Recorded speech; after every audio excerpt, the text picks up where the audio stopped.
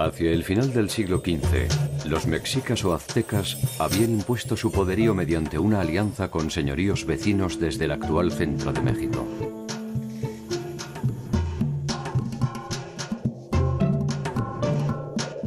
En Sudamérica, los incas ya poseían el control territorial de una vasta extensión que incluía desde Colombia hacia el norte hasta Chile y Argentina en el sur. Si la dinámica de sus respectivas historias hubiera avanzado sin interrupciones, es más que probable que en algún momento ambas culturas podrían haberse encontrado. De ser así, el escenario de este encuentro hipotético se habría producido en el área centroamericana.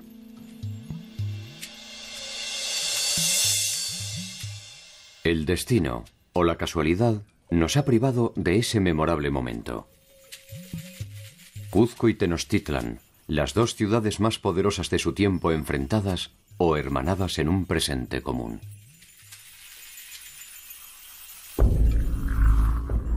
¿Se habrían maravillado el uno del otro? ¿O simplemente habrían intentado destruirse sin contemplaciones?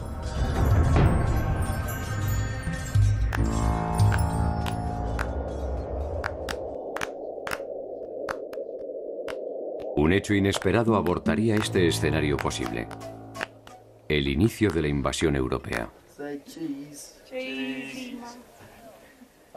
En muy poco tiempo, cientos de culturas diferentes debieron homogeneizarse en un solo mundo, olvidando su pasado casi por completo.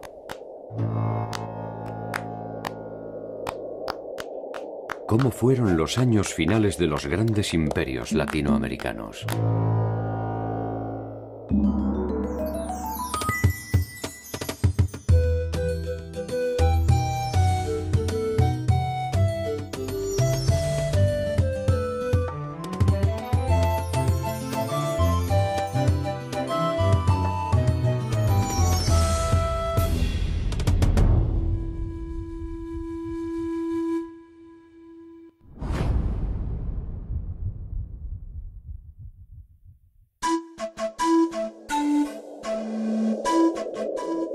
El llamado descubrimiento de América es probablemente uno de los eventos más extraordinarios de la historia de la humanidad. Un evento que en poco tiempo se transformó en ordinario e impuso la lógica de todo conquistador: el menosprecio por el vencido y la imposición de las costumbres del vencedor.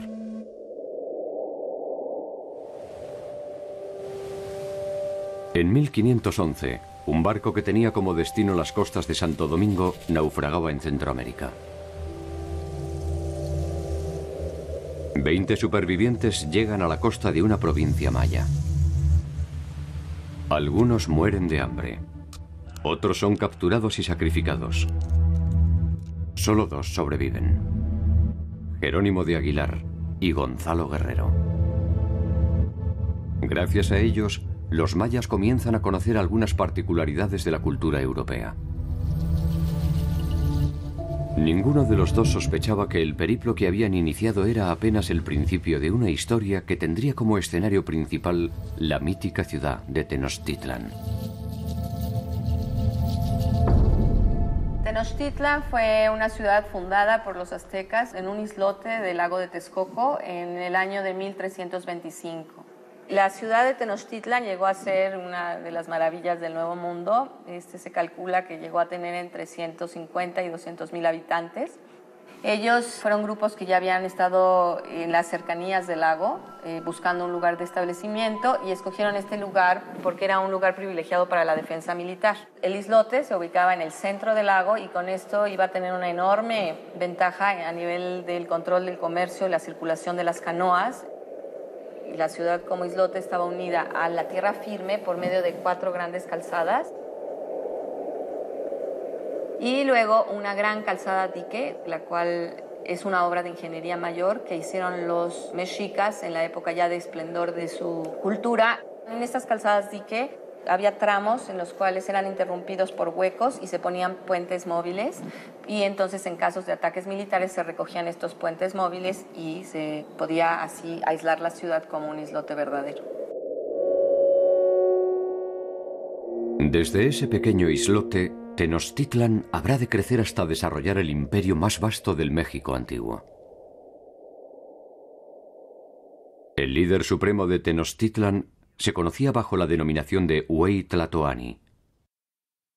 Izcoatl es reconocido como Hueytlatoani alrededor de 1427 y es con él cuando los mexicas logran una independencia como señores y forman una alianza con el señor de Texcoco y el señor de Tlacopan.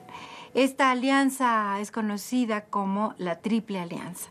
Esta unión, digamos, de fuerzas entre estos tres grandes señoríos del centro de México va a lograr una expansión a lo largo de todo Mesoamérica. Finalmente, Tenochtitlan queda arriba de los otros dos como el que recibe y controla mayor número de pueblos y mayor número de tributos.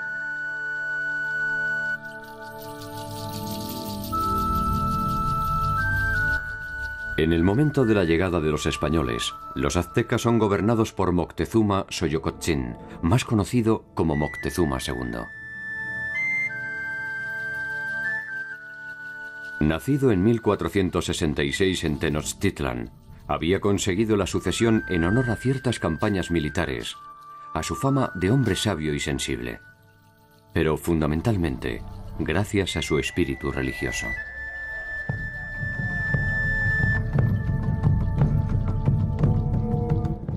Moctezuma influye en la elección de los gobernantes vecinos.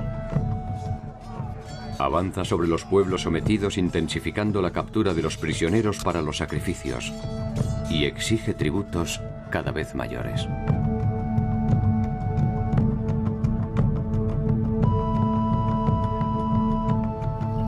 La señal de no pagar tributo significaba rebelión. Y si la negativa era no vamos a pagar tributo, inmediatamente ese pueblo era arrasado. Muchas veces las fuentes nos dicen que se destruía totalmente esta población y se llegaba al extremo de rociar con sal los campos de cultivo, de tal manera que no se iba a volver a cultivar en esa región. Estas incursiones, que se conocen con el nombre de las Guerras Floridas, se produjeron indistinta e indiscriminadamente contra los señoríos de Chalco, Cholula, Huejotzingo y Tlaxcala. El reino mexica se hace cada vez más poderoso y el nombre de Moctezuma se pronuncia cada vez más lejos. Desde que conquistaron Cuba en 1514, los españoles empezaron a tener noticias, todavía muy vagas pero muy atractivas, de la existencia de unas tierras mucho más ricas y mucho más pobladas hacia el occidente. Las noticias no tardan en producir una serie de expediciones de exploración que encuentran el territorio maya en la península de Yucatán. El gobernador de la isla, Diego Velázquez, que era el que patrocinaba estas empresas, le encargó la tercera expedición a un pariente político suyo, que era Hernán Cortés. Cortés tuvo más fortuna que las expediciones anteriores porque en uno de las escalas que hizo en su camino a Veracruz, en la zona de Campeche, se enfrentó primero con los señores de la zona. Tuvo una batalla bastante fuerte y, por cierto, esta fue la primera batalla que realizaron los españoles en el continente americano en que cuentan que se les apareció la figura de Santiago Matamoros, que era un santo guerrero, que era el protector de los guerreros católicos cuando combatían a los infieles. Esta primera batalla formal entre españoles y mesoamericanos se define con una victoria de las fuerzas de Cortés, quien ofrece a los vencidos una alianza estratégica. Pese a las diferencias idiomáticas, no tiene dificultades en hacerse entender.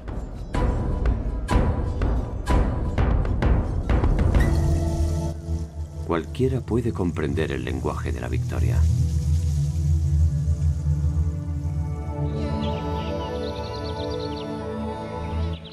Por otro lado, en el grupo de Cortés se ha producido otra aparición milagrosa.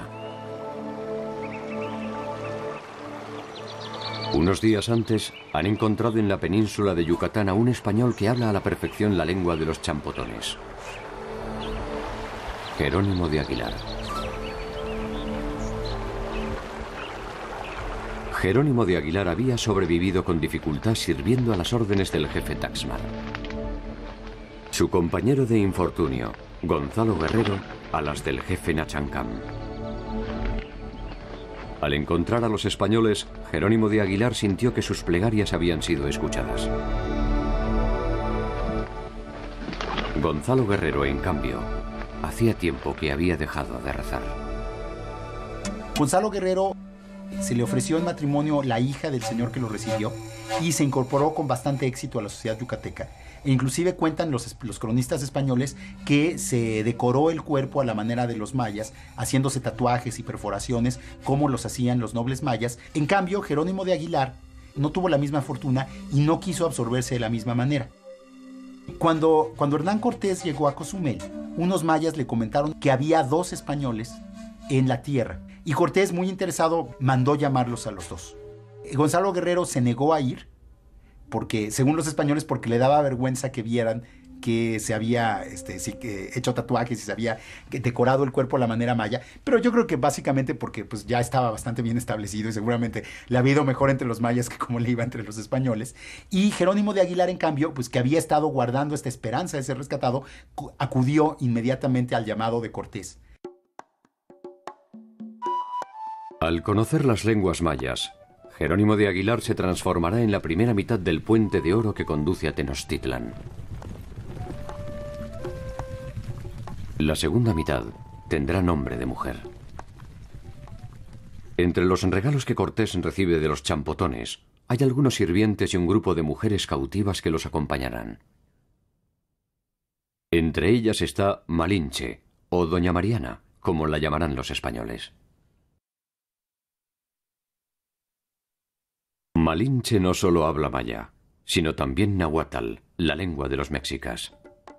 Ella, antes de ser esclava, había sido hija de un gobernante. Como fue educada en una corte, en un ambiente de un gobernante, yo creo que Malinche, una de las grandes ventajas que le dio a Cortés es que conocía el protocolo, las reglas de la política indígena. Y ese tipo de interpretación cultural, que va mucho más allá de lo lingüístico, también debe haber sido clave para el papel que jugó la Malinche.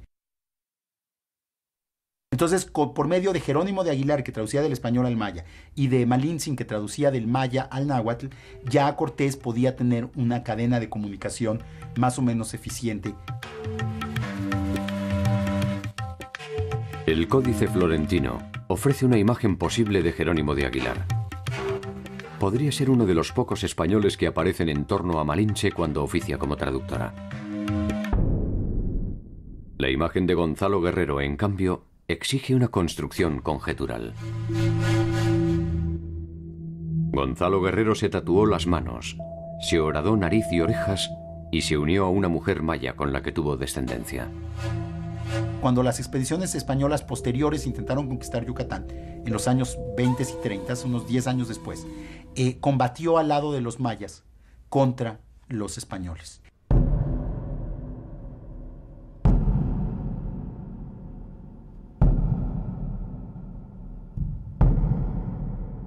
Dicen que murió en combate hacia 1536, defendiendo el territorio que los invasores llamaron Indias Occidentales.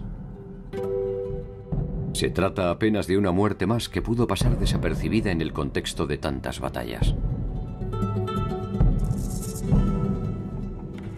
Su pequeño gesto puede ser sometido a diferentes interpretaciones. Pudo tratarse de un hombre ambicioso que solo se apresuró a tomar su parte del botín. Pudo tratarse de un hombre despreciable que en una encrucijada eligió traicionar a sus propios compañeros.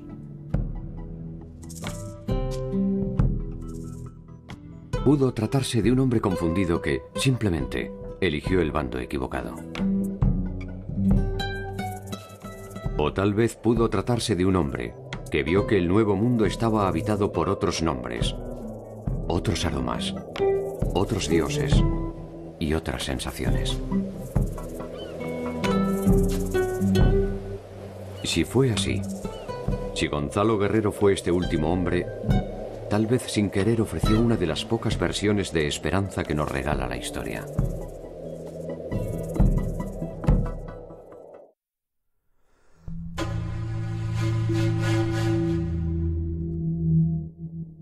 Desde que Moctezuma supo que Cortés había puesto pie en tierra firme, siguió meticulosamente cada uno de sus pasos y se enteró de sus victorias militares y sus pequeñas alianzas.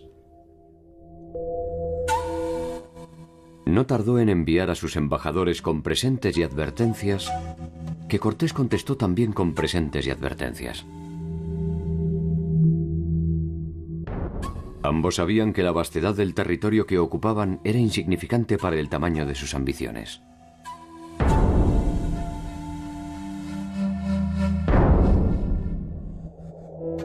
Moctezuma espera en Tenochtitlan y debe soportar una clara muestra de la irreverencia de Cortés, quien en su propio territorio se anima a fundar la ciudad de Veracruz.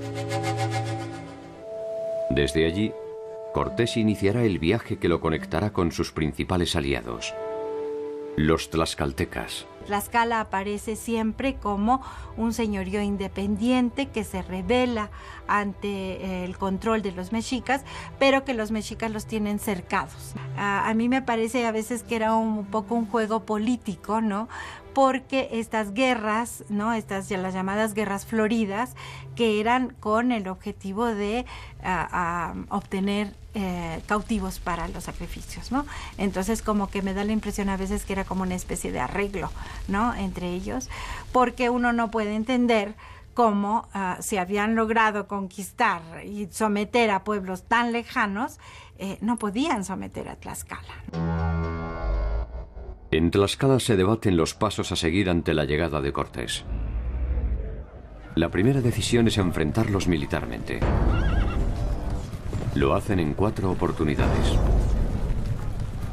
En 4 oportunidades son derrotados.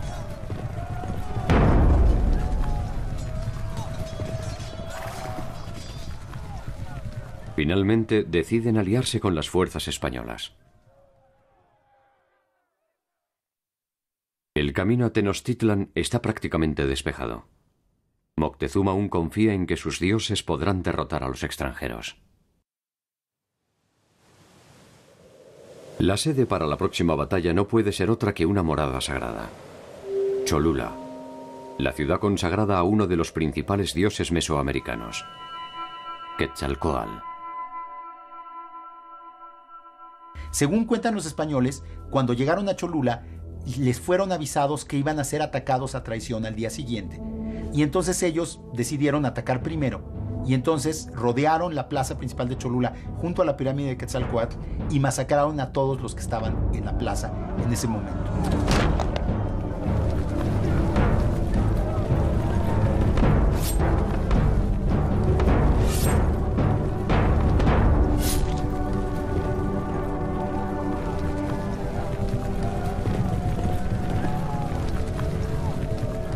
No sabemos cuántos fueron los muertos, deben haber sido centenares, inclusive millares de personas, pero el impacto psicológico de esta matanza en un santuario, en el principal santuario de Mesoamérica, fue brutal en toda la tierra. El impacto estremecedor no tardó en imponerse en todo el territorio. Las especulaciones se acabaron repentinamente. No importaba ya quiénes eran los recién llegados. Tampoco si su naturaleza era divina. El tiempo de los dioses originarios había terminado. Y la cruz de los cristianos se multiplicaba en las cimas de los templos mesoamericanos.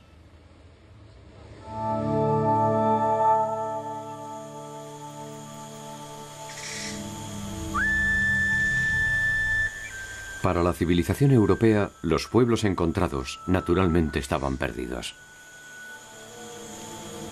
Esta perdición no solo era geográfica, era fundamentalmente temporal. Estaban perdidos en el espacio, pero también en el tiempo.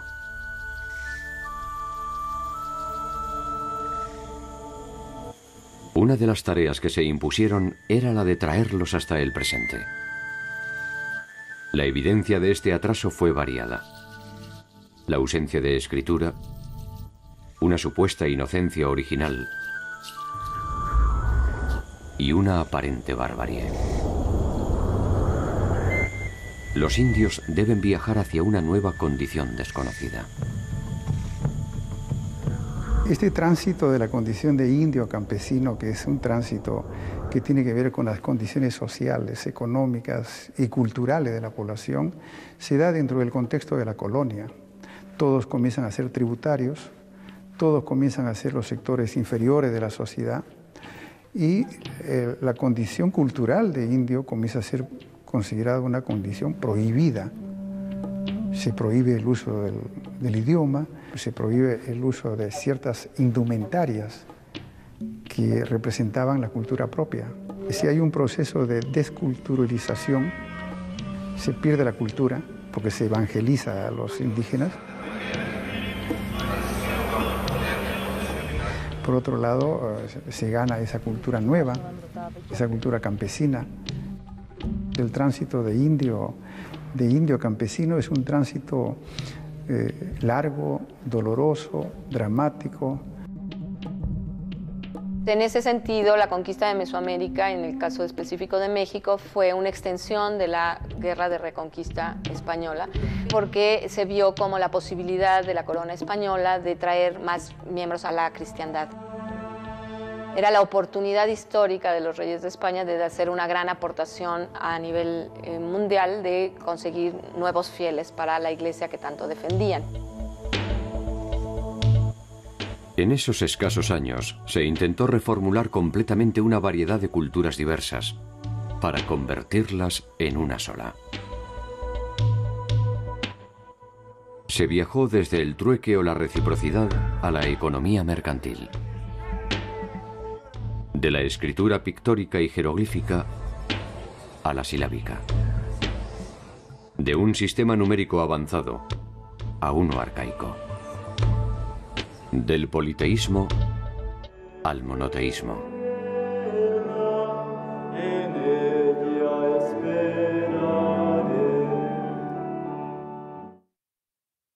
Las sociedades europeas y las orientales realizaron ese mismo viaje en algo más de 3000 años. Las latinoamericanas, con avances y retrocesos, debieron incorporar ese nuevo modelo sin contemplaciones. 3000 años equivalen a 40 generaciones. El promedio de vida de un hombre en América no superaba los 50 años. Más de 40 generaciones debieron ser vividas en una sola vida.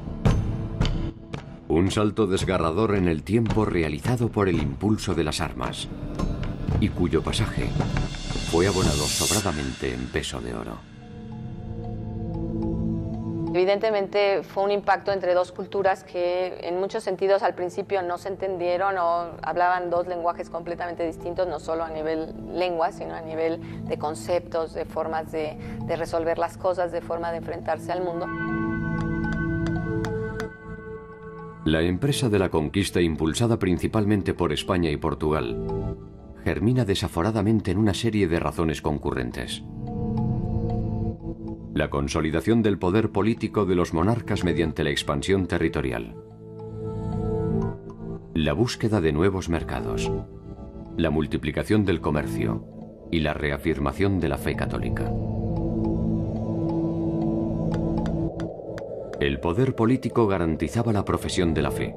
La Santa Sede legalizaba la apropiación de los territorios. Y los grupos económicos financiaban la empresa que tomaba posesión de lo ajeno en nombre del rey.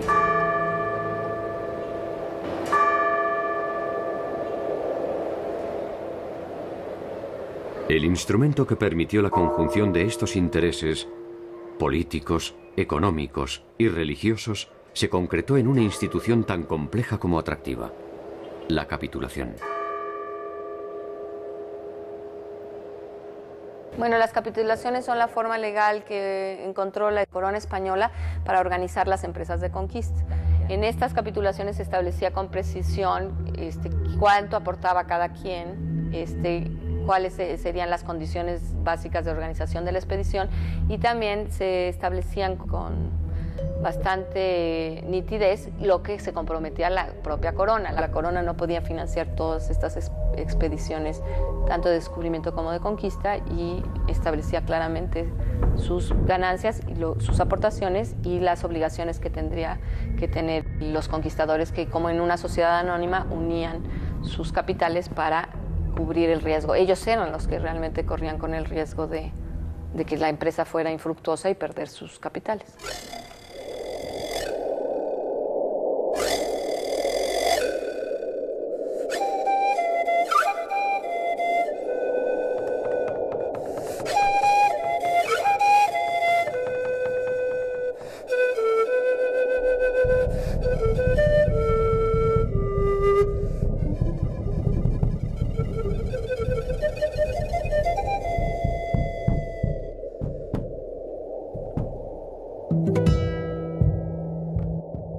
El Imperio Inca fue la organización estatal más extensa de América.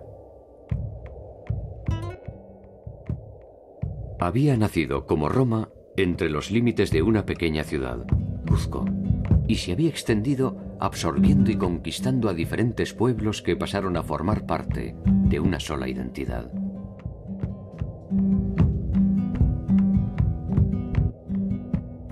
Es sin duda una de las civilizaciones andinas más memorables. Sus ejércitos llegaron a contar con decenas de miles de hombres. Sus ciudades fueron refinadas y monumentales. Su red de caminos se calcula en más de 20.000 kilómetros. Y su población se ha estimado entre los 12 y 30 millones de habitantes. Es una sociedad muy compleja. Sí, eso es la parte económica y la parte social. En la parte cultural había una religión propia, una cultura propia, lenguas muy ricas, también originales y propias de la población. Esa existencia de una totalidad hace que el mundo andino pudo funcionar como una república aparte, con sus propios valores. El nombre con el que los incas identificaban a su territorio era el de Tahuantinsuyo, y estaba dividido en 4 grandes suyos o regiones. Chincheysuyo hacia el norte, Contisuyo al oeste, Antisuyo al este y el Collasuyo al sur. La referencia a partir de la cual se realizaba esta división era su capital, Cuzco. Una sucesión de hechos inesperados cambiaría el equilibrio del Estado inca. Hacia 1493 se inicia el gobierno de Huayna Cápac. Si bien la sede del Estado inca fue históricamente Cuzco, Huayna Cápac había fijado su residencia en Quito, desde donde consolidó sus conquistas hacia el norte. La importancia de Cuzco se va debilitando, y las posibilidades de expansión del Estado inca se consolidan hacia el norte en detrimento de las áridas y empobrecidas tierras del sur.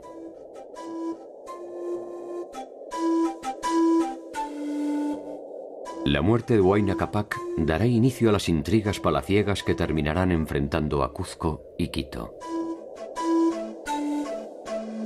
Las sucesiones incas son muy tumultuosas, con muchos asesinatos, intrigas, porque no había lo que hay en Europa, la primogenitura. Entonces era un número limitado de candidatos y había que escoger entre esos limitados candidatos.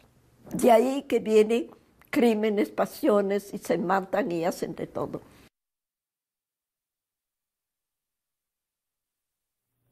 Huayna Cápac muere sin dejar resuelta su sucesión. 2 de sus hijos se disputan el control del imperio. Uno de ellos, Atahualpa, controla la parte norte con sede en Quito. El otro, Huáscar, la parte sur con sede en Cuzco. Las ambiciones de los hermanos no tardaron en desencadenar un enfrentamiento. Por primera vez, 2 ejércitos incas se enfrentaban en el campo de batalla.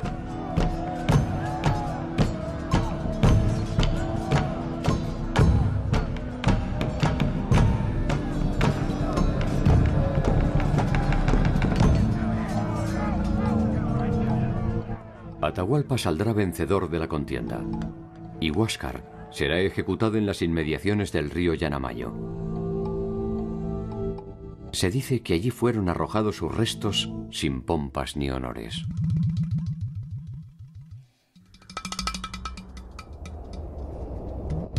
Atahualpa apenas puede saborear su victoria. Debe partir hacia el pueblo de Cajamarca, atento a la llegada de unos pocos y extravagantes intrusos que habían arribado por el norte del imperio.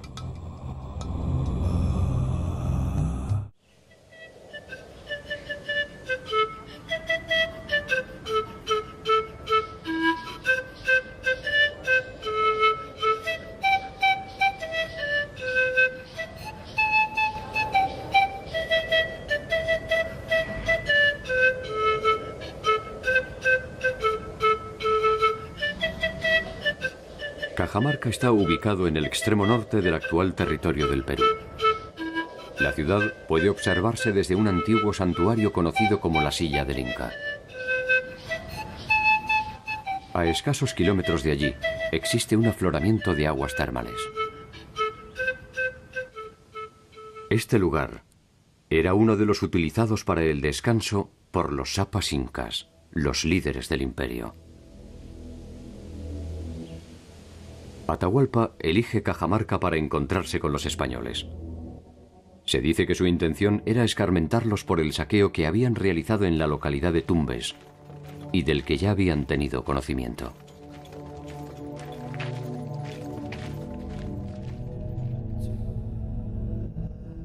Al frente de las fuerzas españolas iba un tal Francisco Pizarro, encomendero y exalcalde de Panamá, hijo natural de Gonzalo Pizarro Rodríguez.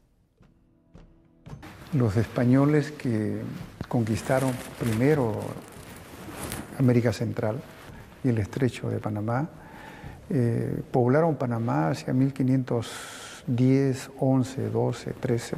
Panamá era un centro de entrenamiento y de fabricación de conquistadores, su base de operaciones para descubrir el Mar del Sur, que es el Océano Pacífico, que lo descubrió Balboa, y luego comenzar a navegar hacia el sur en búsqueda de eso que comenzaban a escuchar como una suerte de gran imperio, gran país, con muchas riquezas, ¿no?, que era el imperio de los incas. Tuvieron que pasar 20 años para llegar a poder acercarse a las costas de Tumbes. En ese periodo muchos conquistadores se entrenaron en Panamá y uno de ellos fue Francisco Pizarro, que llegó bastante joven y estuvo en Panamá como 10 años y llegó al Perú cuando él tenía 52 años. Pizarro fue un conquistador auténtico, analfabeto, soldado de los 15 años y conquistador a los 52 años de un imperio indígena. Francisco Pizarro, Diego de Almagro y Hernando de Luque son los principales asociados de la empresa que terminará invadiendo el imperio inca, merced a la capitulación de Toledo otorgada por Carlos V en 1529. Cuando Pizarro llega con sus vanguardias, tenía mucha información al respecto. Cuando había llevado a indígenas a Panamá para que les informen y para que aprendan la lengua de los conquistadores, que nunca la llegaron a aprender bien. Atahualpa había logrado recientemente el control absoluto del imperio. Los españoles no eran más que una comitiva reducida que no ofrecía en principio una amenaza concreta.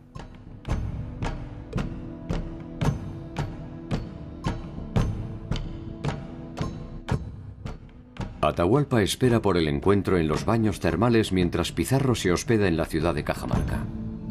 Las crónicas indican que los soldados de Atahualpa habían acampado en lo que son los baños fuera de Cajamarca y los soldados de Pizarro acamparon en los alrededores de la plaza principal de la ciudad. Y fue una noche tensa. Uno de los cronistas Dice que las fogatas de los soldados de Atahualpa eran tan numerosas como las estrellas que poblaban el cielo de Cajamarca en esa noche. Pero que fue una noche que casi transcurrió en la vigilia aparente, tanto que los indígenas que no tenían un sistema de rotación de guardias pensaban que los españoles no dormían por la presencia de guardias alrededor de la plaza. Yo creo que es muy importante investigar lo que pasó en Cajamarca para poder deslindar un poco la verdad. Los hechos de Cajamarca resultan de gran interés porque en ellos se expone el dramático choque entre dos culturas, que en el breve evento ponen en juego no solo sus intenciones, sino su forma de entender el mundo.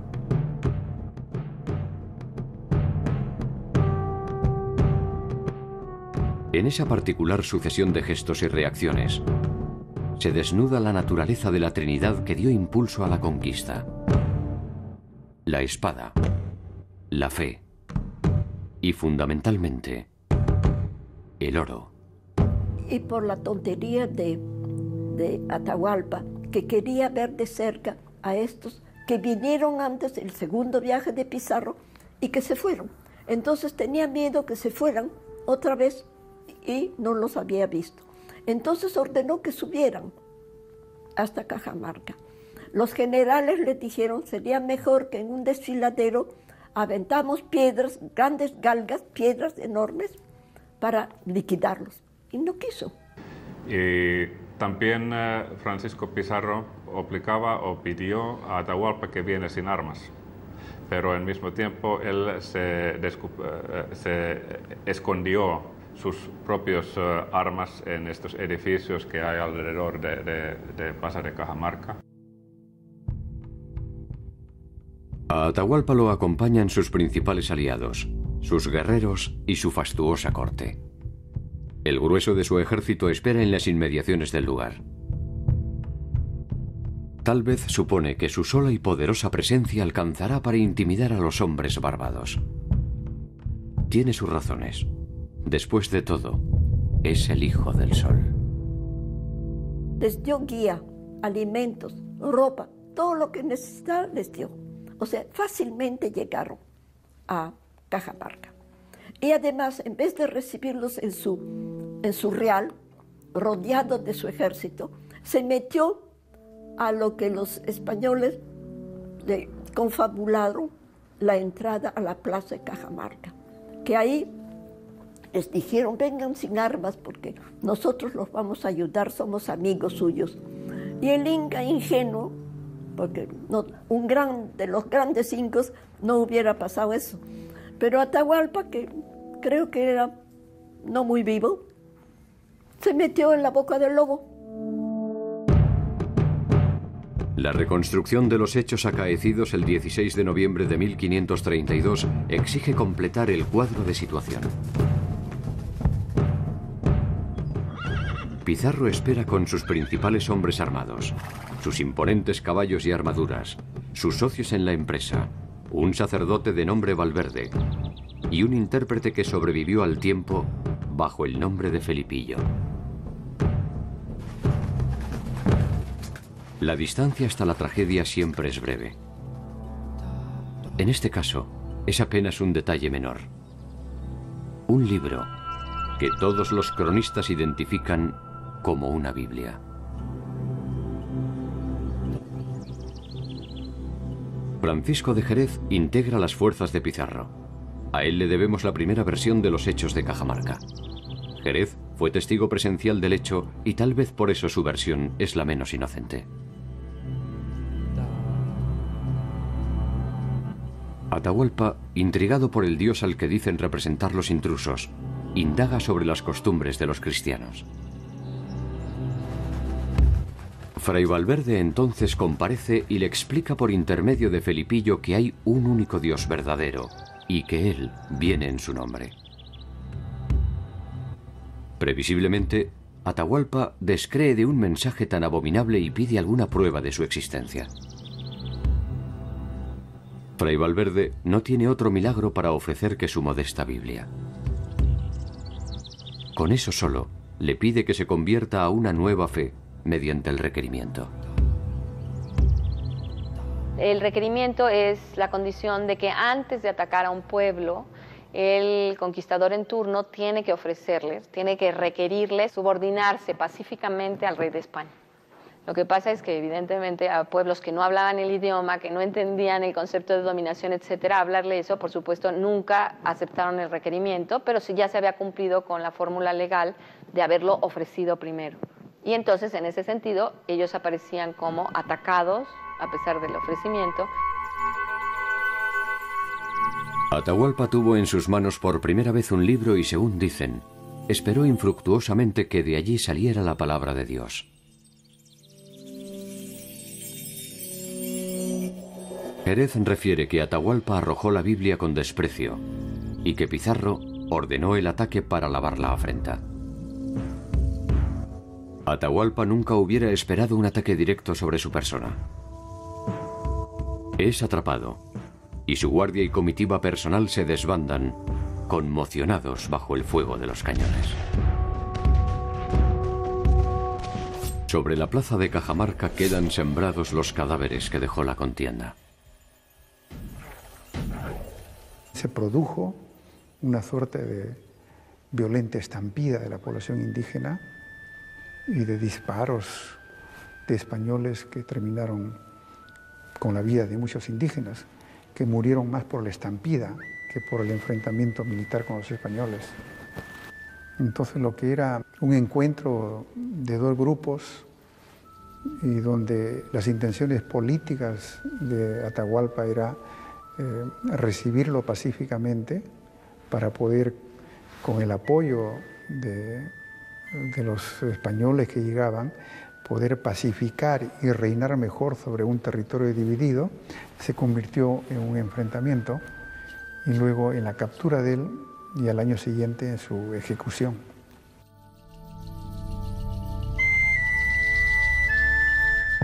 El llamado Cuarto del Rescate es una sencilla y modesta edificación. Allí cumple su encierro Atahualpa, quien en un nuevo alarde de su poder ofrece llenar el lugar de su cautiverio hasta donde llega su mano extendida por encima de la cabeza, por una vez con oro y por dos con plata, a cambio de su libertad.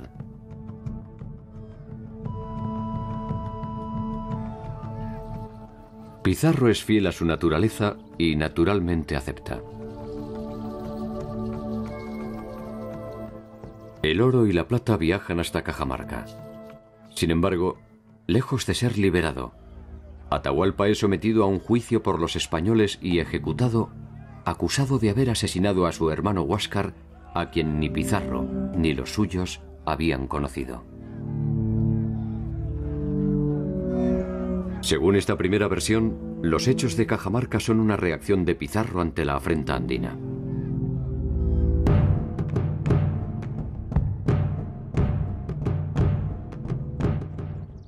Guamán Poma fue un cronista indiano posterior que refiere también los eventos de Cajamarca según su visión del mundo.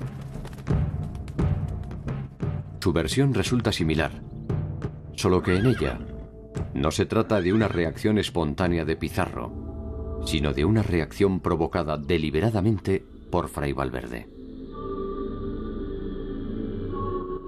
Al parecer, Pizarro se habría negado a atacar a Atahualpa, y solo lo hizo ante la insistencia de Valverde, quien no estaba dispuesto a perdonar una afrenta a su Dios.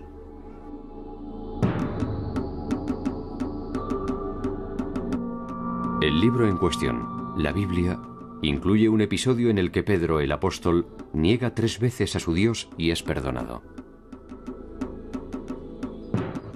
Atahualpa no negó siquiera una vez al suyo y fue condenado. ¿Será que su Dios no era tan indulgente?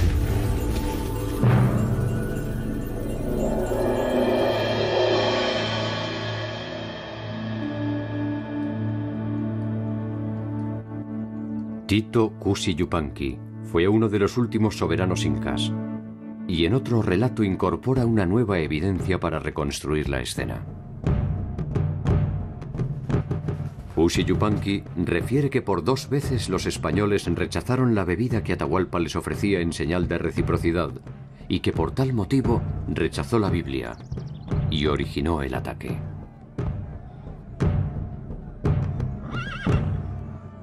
La versión inca se fundamenta también en una afrenta, solo que en este caso el primer ofendido es Atahualpa.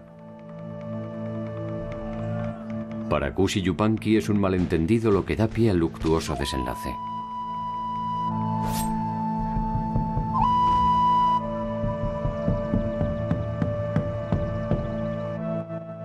Otra versión corresponde al inca Garcilaso, quien tenía por padre a un español y por madre a una inca.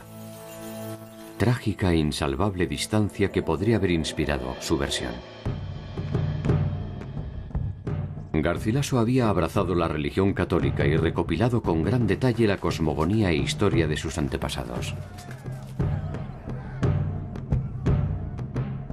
Según él, el requerimiento se complicó por la impericia de Felipillo, quien no logró traducir correctamente las palabras del fraile. La Biblia cayó accidentalmente mientras Fray Valverde intentaba infructuosamente detener a Pizarro para que no hiciese daño a los indios.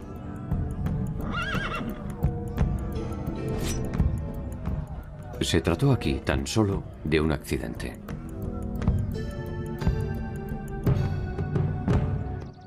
De alguna forma, todas las versiones parten de una premisa común: la dificultad para tolerar el mundo de los otros. En defensa del líder andino pueden esgrimirse algunas razones de peso. Su legitimidad está sustentada en su origen divino. ¿Cómo se le dice al hijo de un dios que su padre es un fraude? ¿Por qué un emperador debería obedecer a un capitán? ¿Con qué imprudencia se propone la conversión de un reino en un solo acto? Las preguntas no hacen otra cosa que embarullar lo simple. Las 4 historias terminan con los incas muertos y un cuarto lleno de oro. Cuando Atahualpa enteraba que los españoles quieren oro y plata, prometió llenar 2 edificios grandes, otro con oro, otro con plata, en condición que después Pizarro lo podría dejar en libertad. Pero lo que pasó que cuando el rescate estaba cumplido, las autoridades, quien estaba con Pizarro, representantes del rey de España, obligaron a Pizarro a matar a Atahualpa.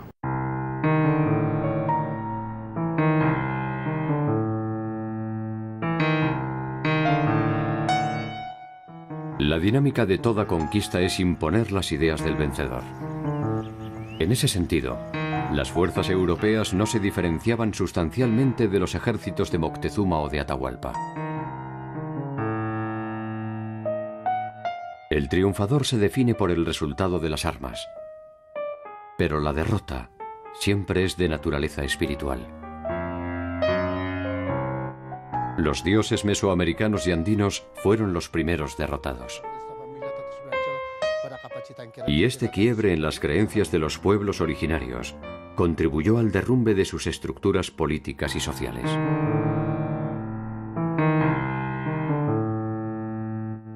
Lo que sucedió es irreversible. Las imágenes perdidas no pueden ser recuperadas. Los hechos solo se pueden recrear.